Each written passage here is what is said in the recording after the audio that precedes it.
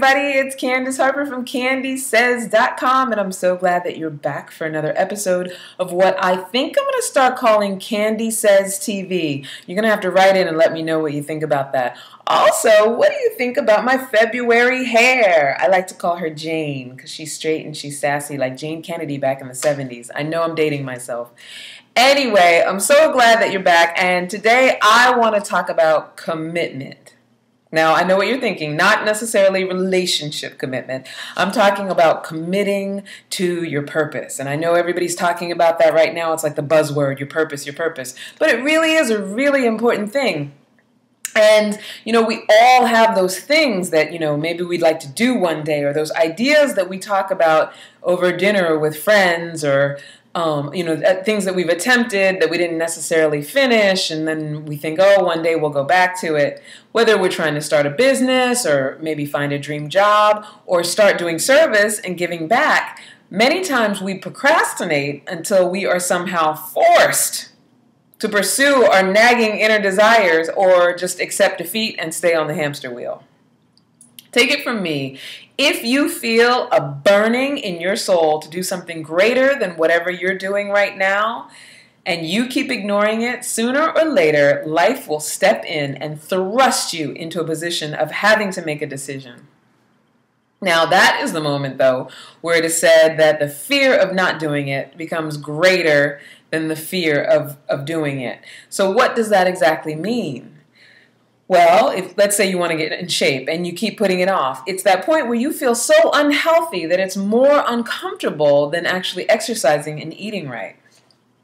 If you want to start a business or a charitable foundation, but you keep trading all your time for money at an unfulfilling job, it's that point where you get fired and can't imagine begging for another unfulfilling job. Or you finally just say to yourself, enough is enough, and you walk away because you know that's not why you're put on this earth. Now, however you come to your epiphany, believe it or not, there is an approach to getting started on your way to living more purposefully. Now, even if you haven't figured out what your purpose is yet, I want to give you these 3 steps to at least get you started, because I can tell you now that the only way to quiet that inner longing is to be someone more than you are, is to figure these things out. The popular advertising and media would have you believe that it's just about getting thin and rich and trying to stay young, and then you'll be happy. But anyone who's ever experienced skinny, rich, and young without purpose will most likely tell you that it was fun, but ultimately had no effect on the internal gaping hole that couldn't be filled with drugs or shopping or clothing or cars or sex or just being attractive. There's only one way to fill that longing and live a complete life. And if you're already doing it, then you're watching this and you're nodding your head in agreement, because you already know what has made you whole. Now, if you haven't quite gotten there yet, here are 3 steps to follow to get you started. Number 1, identify your why. Why do you have that nagging in your belly? Ask yourself these questions. Do you want to change someone's life for the better? And not just because they're your child or a family member, but because they really genuinely need it? Is there something that you know that you can create? Do you have a talent that has been left unattended or kept hidden because of fear? Is there something that you truly believe in so much that it stirs your emotions? Write these questions down and answer them. Now, whatever you sort of figure out from those answers, you want to think about your what and identify your what. If you can imagine doing something every day and the thought of it would make you jump up out of bed because it's in alignment with what you believe as a human being, and it would give you so much satisfaction that if you could, you would even do it for free, then you know it's right. What comes easy to you but is hugely helpful to other people? What have you ever done that you dream about doing again, so much so that you actually have an emotional reaction when you fantasize about it? Think about the answers to those questions, figure out your what, and then, lastly, start making a plan right away for how you can transition from being a worker bee to a world changer. If you're not working right now, it's a perfect time to figure it all out. Once you know the why and the what, it's time to get it in gear and make it happen. That can mean research into how you can train and enhance your talents, or you can figure out ways to do them for free until you can develop a portfolio or a client list, or just setting a date for when you'll begin and making a promise to yourself to never look back. Now, I know you're wondering, Candace, what does this have to do with self-esteem Zen? Well, I'll tell you this.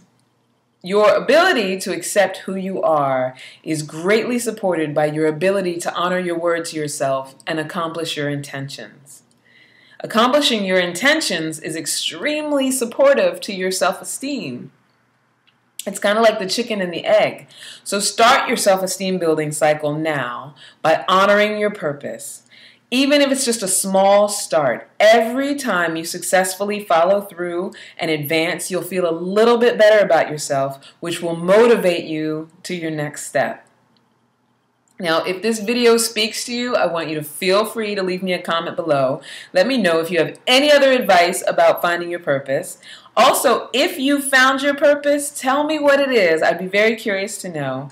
You may be the most caring and helpful accountant in your town, and if you are, I want to know about you. Whatever it is you do, if you love it, if it fulfills you, if you would do it for free, if it solves people's problems, if it takes care of other people, if it's of service, I want to know about it, especially if you're feeling really good about it and it makes you feel good about yourself. Also, if you know someone who's trying to find their way, make sure to share this with them. And at the very least, like it and help it go viral so someone else can get motivated. Now, I want you to remember that you are wonderfully unique and you were put here for a purpose, every single one of you. And knowing that, just don't do anything for love. Do everything with love, and your whole life will be filled with love. I am Candace Harper from CandySays.com. Definitely come past the blog, sign up for the newsletter for a weekly reminder of your amazingness. I send out a newsletter every Friday. And if you have any questions, please email me, candy@CandySays.com. I will definitely answer them here on the vlog and talk about whatever your concerns are. And don't forget to subscribe. Anyway, have a great week, everybody. Happy Monday. I don't know if you watched the Super Bowl last night, but Beyonce rocked the house. And, let's get a little bit of that into our lives, that living with passion and purpose and just knowing that we're doing exactly what we're meant to be doing. All right. Take care, everybody. I love you. Bye.